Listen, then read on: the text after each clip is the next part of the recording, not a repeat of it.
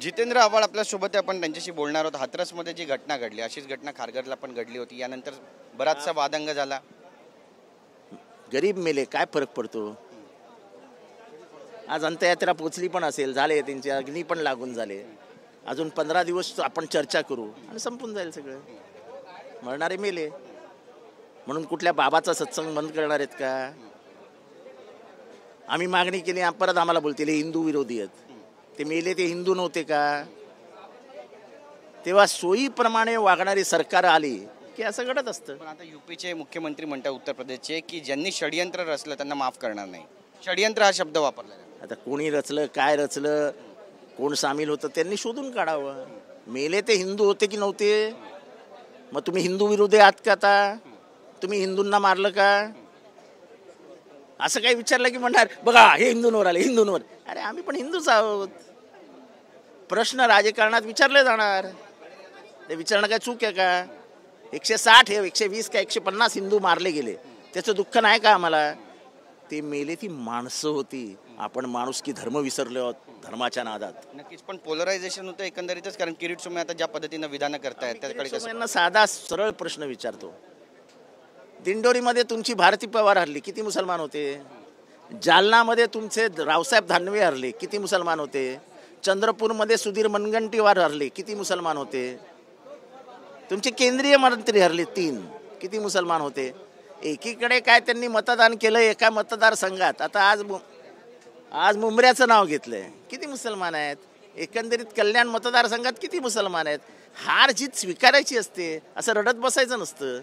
हा एवढंच जर तुम्हाला होतं की ते काय ते बांगलादेशी मुसलमान होते तर तुमचं सरकार असताना कोणी थांबवलेलं? तुम्हाला हाकलून द्यायचे होते ना.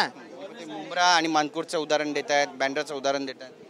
अरे तुम्ही दररोज आम्हाला माराल, दररोज आम्हाला शिव्या घालाल, दररोज आम्हाला जिहादी कहा म्हणाल, दररोज आम्हाला सांगणार देश सोडून जा, पाकिस्तानात जा, आणि तुमची आशा काय आम्ही तुम्हाला मतदान करायचं? अहो या देशातल्या दलितांनी पण मतदान केलं नाही की तुम्ही मनुस्मृती आणणार आणि संविधान बदलणार म्हणून. याच्याबद्दल काय बोलायचंय तुम्हाला? हा दलित काय नागरिक नाही या देशाचा? अरे किती वर्ष गरिबांनी सहन करायचं तुमची दादागिरी. तुम्ही काय या देशाचे मालक नाही आहे. एक महत्वाचा प्रश्न आहे ना, दलितांनी आणि सगळ्यांनी आणि सगळ्या हिंदूंनी मिळून 303 वर 240 वर तुमची दादागिरी आणली ना खाली. त्याचा विचार करा ना की आपल्यापासून हिंदू का लांब गेला. एक महत्त्वाचा प्रश्न आहे नवाब मलिक संदर्भातला, त्याबद्दल तुम्ही उत्तर द्याल अशी अपेक्षा आहे.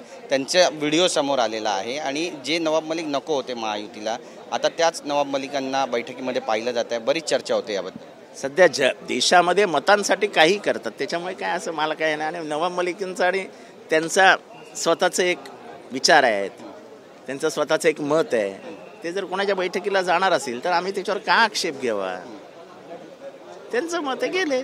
मुख्यमंत्री म्हणतात की लेक लाडकी योजना जी आहे ती संपूर्ण स्तरापर्यंत पोहोचली पाहिजे, विधानसभेच्या कामाला लागा. असं आहे की 2 महिन्यासाठी अकाउंटवरती पैसे टाकून मतं मिळवण्याची योजना आहे.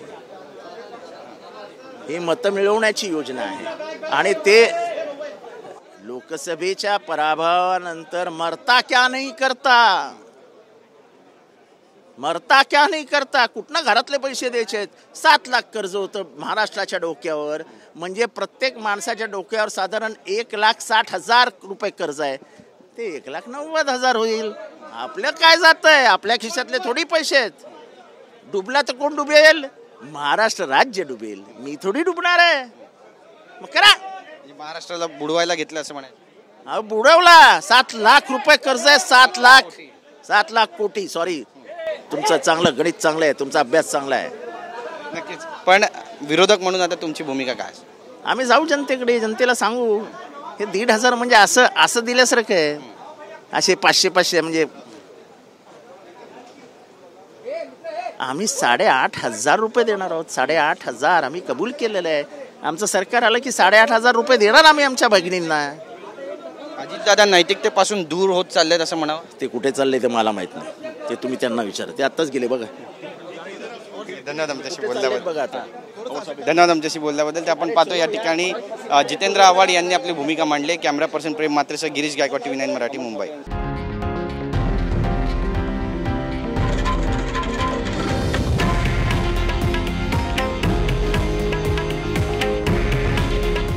हे आहे देशातील नंबर 1 न्यूज नेटवर्क आणि आपण पाहत आहात TV9 मराठी. काळजी तुमची, हित महाराष्ट्राचं.